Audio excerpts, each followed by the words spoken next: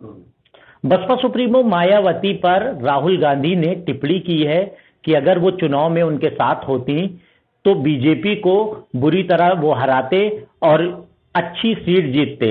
मेरे साथ बात करने के लिए बसपा के प्रदेश अध्यक्ष विश्वनाथ पाल जी हैं। सर, राहुल गांधी ने काफी कड़ी टिप्पणी की। उन्होंने कहा कि अगर बसपा सुप्रीमो उनके साथ होती, वो चाहते थे कि चुनाव उनके साथ लड़े, लेकिन वो नहीं लड़ी, तो वो किस तरह चुनाव लड़ रही हैं वो सब जानते हैं।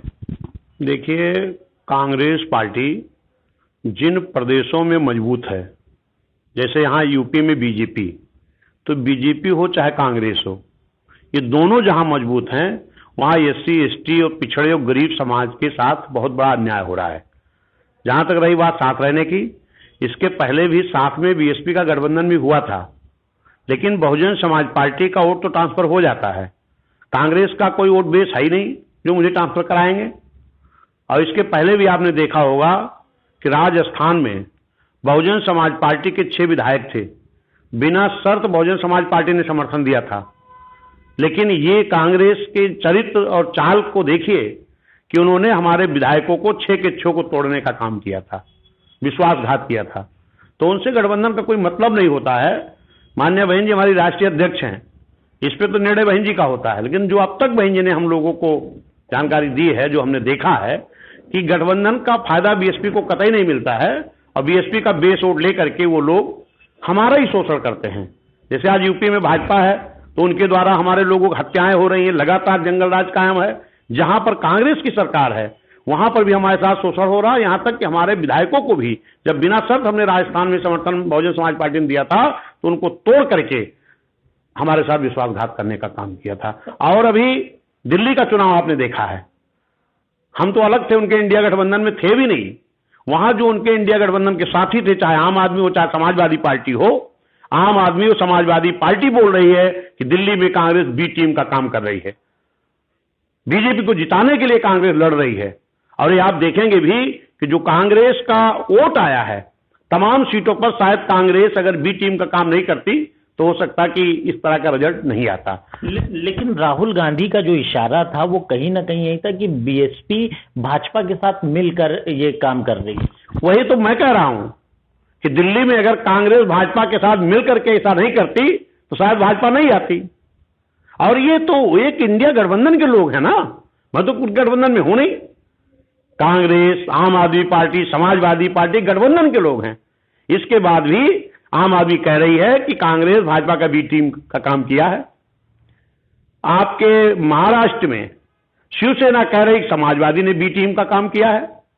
गोवा में कांग्रेस कह रही कि आम आदमी पार्टी ने बी टीम का काम किया है। हरियाणा में कांग्रेस कह रही है कि आम आदमी पार्टी बी टीम का काम किया है। तो ये तो हमें लगता है कि नारा बना लिया लोगों ने। बहुजन समाज पार्टी किसी की बी टीम नहीं है। बहुजन समाज पार्टी इस देश की राष्ट्रीय पार्टी है और बहुजन समाज पार्टी मजबूती के साथ चुनाव लड़ती है। जैसे माननीय राहुल गांधी जी अभी बोल रहे थे, हमने भी सुना है कि बीएसपी मजबूती से चुनाव क्यों नहीं लड़ती।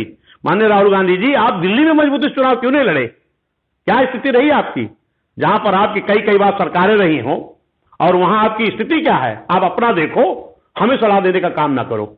हमारे यहाँ बहुजन समाज पार्टी हमारी नेता है माननीय बहन जी, हम सभी लोग कार्यकर्ता हैं। जो बहन जी का गाइडलाइन आता है उसमें हम लोग काम करते हैं। तो क्या जैसा कि राहुल गांधी ने कहा वो चाहते थे कि बसपा उनके साथ चुनाव लड़े यूपी में और तमाम, क्योंकि यूपी में बसपा मजबूत है, तो क्या कोई ऐसा संपर्क भी उन्होंने बहन जी से किया था? नहीं, ऐसा संपर्क मेरी जानकारी में नहीं है।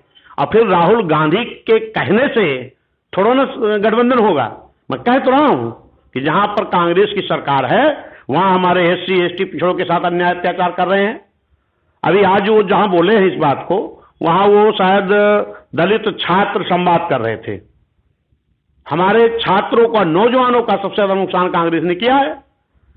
आज जो बैकलॉग भर्तियां लाखों खाली पड़ी हैं, ये कांग्रेस की देन है कि बाबा साहब के दिए हुए आरक्षण की नौकरी एससी एसटी ओबीसी की नहीं भरी गई, इसलिए आज बैकलॉग खाली है। इसकी जिम्मेदार कांग्रेस है। तो क्या आगे कोई संभावना है 2027 में कांग्रेस और बसपा की एक साथ चुनाव लड़ने? ये दोहरे चरित्र से नहीं संभव है। एक तरफ उनका एक नेता माननीय बहन जी की गला घोटने की बात करता है और इस पर अभी तक कांग्रेस की जुबान नहीं खुली है। उनके गठबंधन के साथ अखिलेश यादव जी की जुबान नहीं खुली है। भारतीय जनता पार्टी, हमारे राष्ट्रीय महासचिव माननीय सतीश चंद्र मिश्रा जी ने मांग किया कि भाजपा को इनके खिलाफ एफआईआर करना चाहिए। हमारे नेशनल कोऑर्डिनेटर माननीय आकाश आनंद जी ने ट्वीट करके कहा कि इनको गिरफ्तार करना चाहिए, एफआईआर करना चाहिए ना भारतीय उदित राज के खिलाफ। ये तो आप लोग भी देखे होंगे। कांग्रेस की अगर सह नहीं है तो उदित राज ऐसा बोल नहीं सकते। और उसका ये उदाहरण है कि 2 दिन पहले उदित राज जी एक छोटे नेता को उन्होंने बुलवाया, आज खुद जो है वो बहन जी के प्रति इस तरह की मानसिकता को जाहिर कर रहे हैं माननीय राष्ट्रीय अध्यक्ष माननीय राहुल गांधी जी।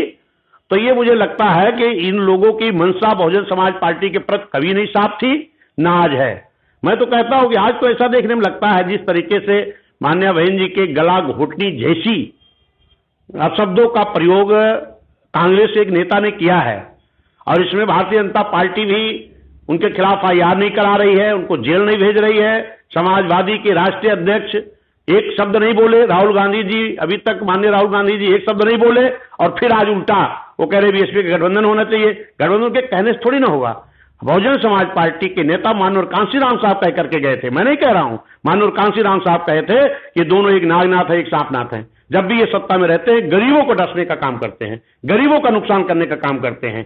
तो माननीय बहुजन समाज पार्टी हमारे राष्ट्रीय स्तर के एक नेता हैं, और माननीय बहन जी के गाइडलाइन में हम लोग काम करते हैं। जो प्लानिंग बहन जी करेंगे उस पर हम लोग काम करेंगे। लेकिन माननीय राहुल गांधी जी, कांग्रेस के लोगों को अपनी नीयत साफ करनी चाहिए। बहन जी के प्रति ऐसे शब्द बोलने वाले के खिलाफ इनको अब तक कार्रवाई कर देना चाहिए था, लेकिन ये कार्रवाई ना करके और अनाप जो बातें कर रहे हैं इसका कोई मतलब नहीं है। बहुजन समाज पार्टी जब भी गठबंधन किया है, बहुजन समाज पार्टी का नुकसान हुआ है और लोगों का फायदा